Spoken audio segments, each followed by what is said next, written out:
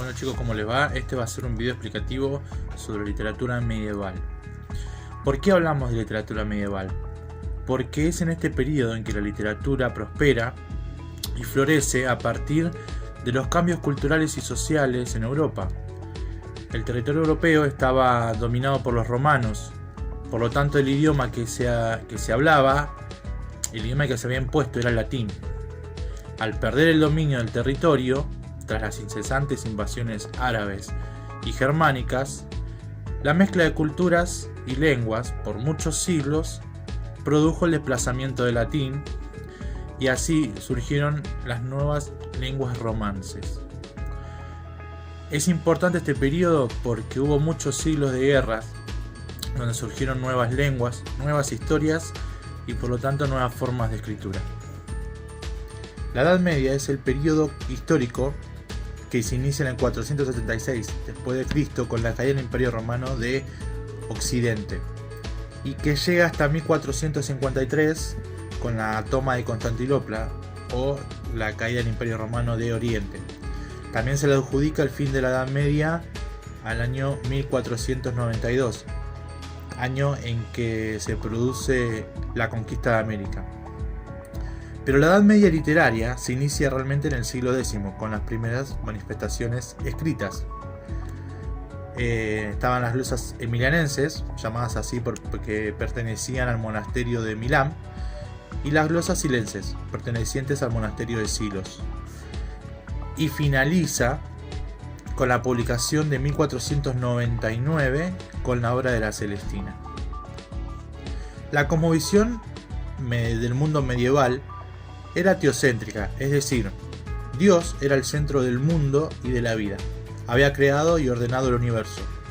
Por otro lado, el sistema en que se basan las relaciones político-económicas era el feudalismo, que consistía en la relación personal en la que un vasallo ofrecía y cumplía unos servicios a su señor a cambio de protección.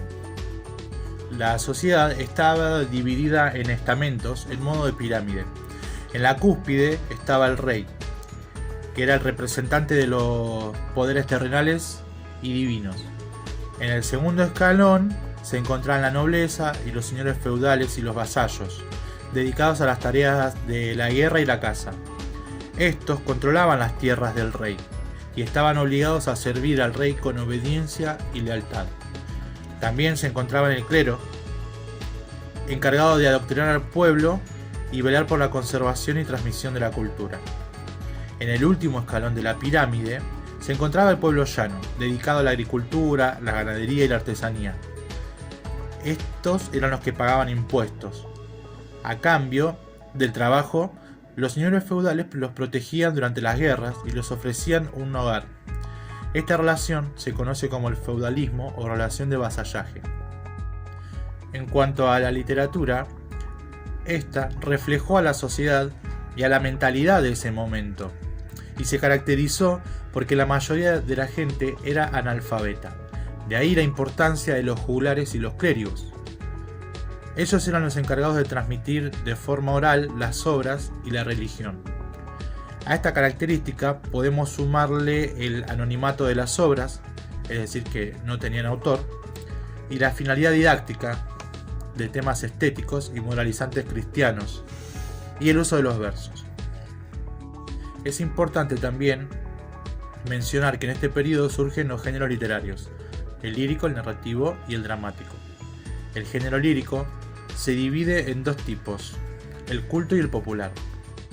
La lírica popular era anónima y oral, se manifestó de forma espontánea en la península y tenían en común el tema del amor. En estas poesías, una muchacha se lamentaba por la ausencia, la pérdida o la tardanza de la madre. Ejemplos de este género son las jarcias, la cantia del amigo y los villancicos. La primera manifestación de la lírica culta es la provenzal trovadoresca, en la que trata fundamentalmente del amor cortés, un amor entendido como una relación de vasallaje entre una mujer y su enamorado. En cuanto a la narrativa medieval, también podía dividirse entre culta y popular. La popular recibe el nombre de Mester de Juglaría, ¿sí? Y la segunda respondía al nombre de Mester de Clerecía. En ambas, el término Mester significaba oficio. El Mester de Clerecía es la escuela poética de los clérigos. Se encargaban de escribir obras y mandarlas a difundir, pero con una temática cristiana. Transmitían saberes éticos y morales cristianos. Los textos transmitidos e interpretados oralmente por los juglares eran los cantares de gesta. Eran largas narraciones en verso que exaltaban las hazañas de un héroe. Su finalidad era entretener e informar sobre los hechos históricos más importantes de un pueblo. La obra más representativa de este tipo de poema es el poema de Miocid. Por último, el teatro nace ligado a las representaciones religiosas. La muestra más antigua es el auto de los Reyes Magos, en el siglo XII aproximadamente, del que solo se conserva un pequeño fragmento.